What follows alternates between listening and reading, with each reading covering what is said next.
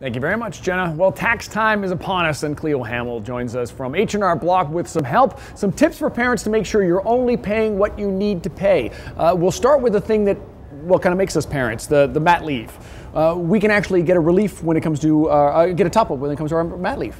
Right, so I mean, most people are familiar with the fact that they can take the time off and they can collect employment insurance benefits for the time period that they're off.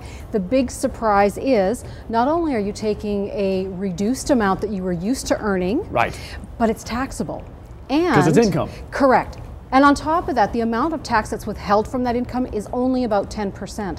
When you consider what the minimum federal tax rate is, 15%, there's already a shortfall. So I talk to a lot of moms who are shocked when they file their taxes because they expected that they wouldn't have to pay, because their comment is, I got less money, so I shouldn't have to pay as much. Right.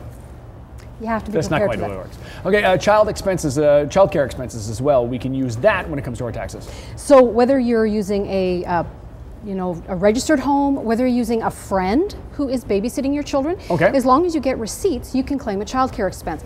Always must be claimed by the lower income spouse. Okay. The hitch to this is you need a receipt, and one of the challenges we find when we use a private babysitter is that your receipt has to have that person's social insurance number on it.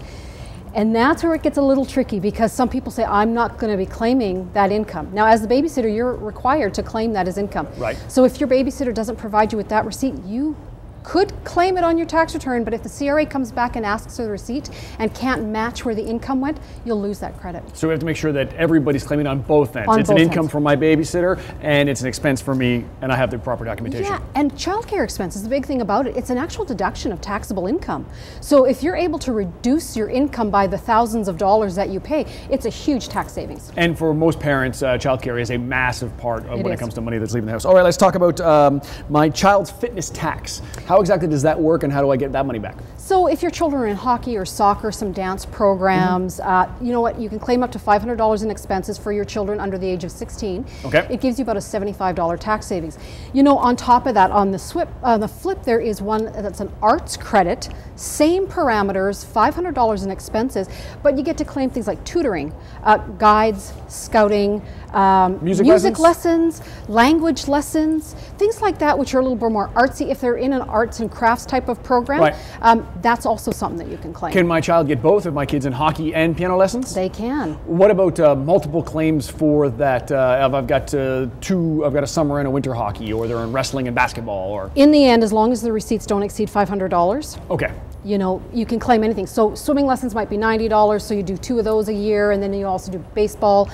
You can accumulate as much as you need. And when it comes to parents claiming, there really isn't a rule that says who has to. As long as you don't exceed $500, parents can split it if they'd like to. Okay. Generally, I like to recommend wait till you've finished all the preparation of your tax return. See who could use more credits. Maybe someone owes money and someone doesn't. Yep. Put it on the person who could use it the most. Okay. What's the number one thing parents forget about before I let you go? What's the number one thing parents forget about when they walk in to see H&R Block? They don't bring the receipts. They don't think they're worth anything, and they don't think that $20, $30, or $100 is going to make a difference. But they can add up in a hurry. Coming up, we're going to talk a little bit about well, some surprising stories of what you can and can't claim when it comes to your taxes. We'll continue our conversation with H&R Block coming up on BT.